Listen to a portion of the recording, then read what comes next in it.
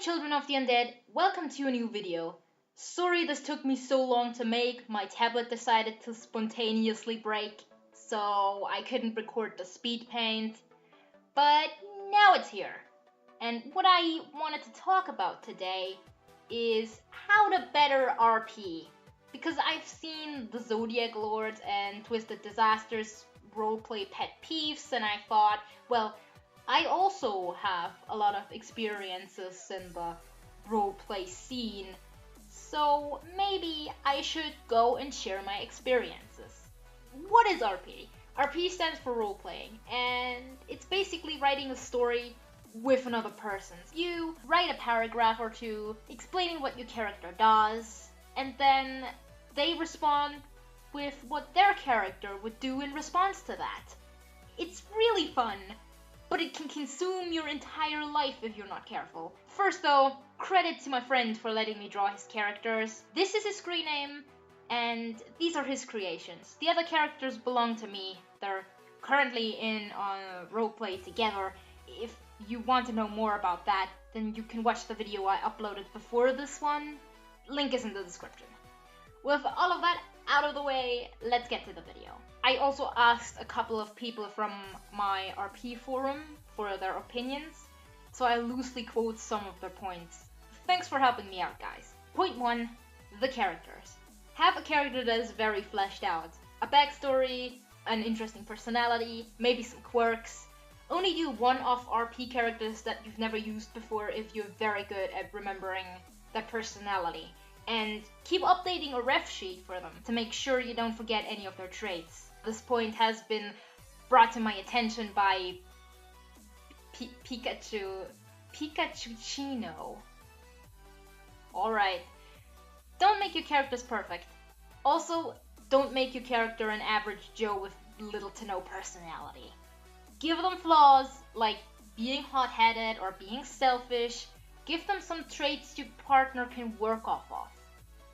Good to notice that not every character is good for roleplays. I, for example, have a character who's very good at filling the role he has in the book I wanted to write for years now, but never got to it because of chronicle laziness. But he would be very uninteresting to RP with, simply because he doesn't do much. He's interesting if the people around him drag him along, but for an RP, you want to be active. You want your character to do things till your partner doesn't have to do everything. And that brings me to my next point. Point 2, the plot. Participate. Make up parts of the plot, play other characters, also known as NPCs, or at least react. I have an RP where my partner's character is very soft-spoken and shy, letting my brutish, outgoing character drag him along, but he still reacts in a fun and entertaining way that I can work off of. The next point was brought up by Sprocklehout. Sprocklehout? Yeah, let's just go with that. Don't only focus on your character. Try to make them respond to the other character's body language, expression, what they said, what they did, etc. It could also help if you think about a basic setup beforehand. I know it can be very fun to just go in and RP, and there are a lot of good RPs that have spawned from that. But it is better to talk about what's gonna happen first, so you don't overstep each other's boundaries. Point 3, writing. Another point this person brought up. Make your writing as simple and understandable as possible. Huge words are great, and being descriptive is awesome. Though if it comes to important parts where your partner has to react to what you did, make it simple and understandable so there are no confusions. Also, don't do 5-word replies. Be descriptive. One-liner RPs exist and they can be fun, and sometimes you have to wait for your partner's character's response in an action scene. But when it's calm, you should set up the scene. Where are your characters? Is it cold? Is it hot? What do they feel, smell, see? What do they think? What do they think about your partner's characters? What is your partner's character doing? What do they think about that? Thanks to Alex Silver for not only bringing up this last point, but also having a pronounceable name. Also, you don't have to be an amazing writer to be a good role player. Which is a great transition into my next point. Point 4, language. Don't RP if you can barely speak a language. I get that you want to build your skills, but there are people who need to understand what you're saying, and you have to consider them. If your partner doesn't understand you, and you don't understand them, you won't have any fun. On that note, it's always good to better your writing, expand your vocabulary, develop your grammar, and get spell check.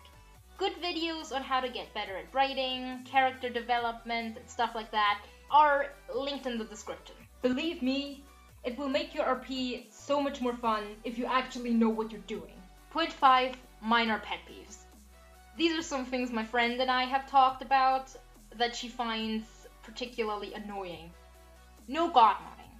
I think that goes without saying, and it's probably the first thing every roleplayer will complain about, but don't control your partner's characters. Also, keep things that you know and things that your character knows separate. For example, if your character doesn't have some metal detecting powers, they are not going to know that your partner's character has a knife behind their back, even if you might know that. Point 6, talking. Talk to your partners. If there's anything you don't like, talk about it. Of course, nagging about everything is kind of a dick move, that goes without saying. But if there are boundaries that are overstepped, or you don't know what to respond, talk to them. Don't just ignore them. Try to find a solution. Nobody is gonna hurt ya. Also, read your partner's responses. React to what your partner wrote and then give them some of your own input. Kruhi, I'm not even gonna say anything about that, also brought up this point. Keep continuity in mind and make sure you know where your character and other things in the scene are at any time. I would suggest you read your old posts frequently. Also, don't say no. Of course you can say no to things that make you uncomfortable, but you cannot say no to everything, just because it doesn't go as you planned. On that note, what is most important is having fun. Be confident in your abilities. You don't need to know every rule of writing or every single fancy word in the dictionary. If you and your partner are having fun, you're doing it right. If you're not having fun, you might want to use some of these tips. That's all I wanted to say, and I will leave you with some music. Goodbye, see you in the next one.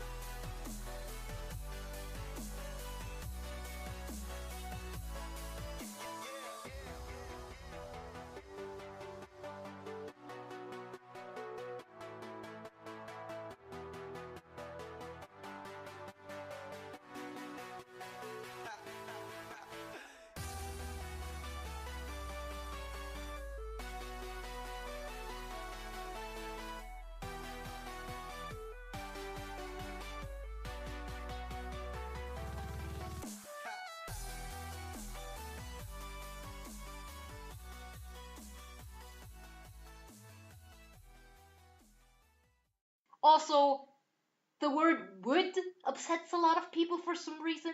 I don't know why, but it does. Just FYI.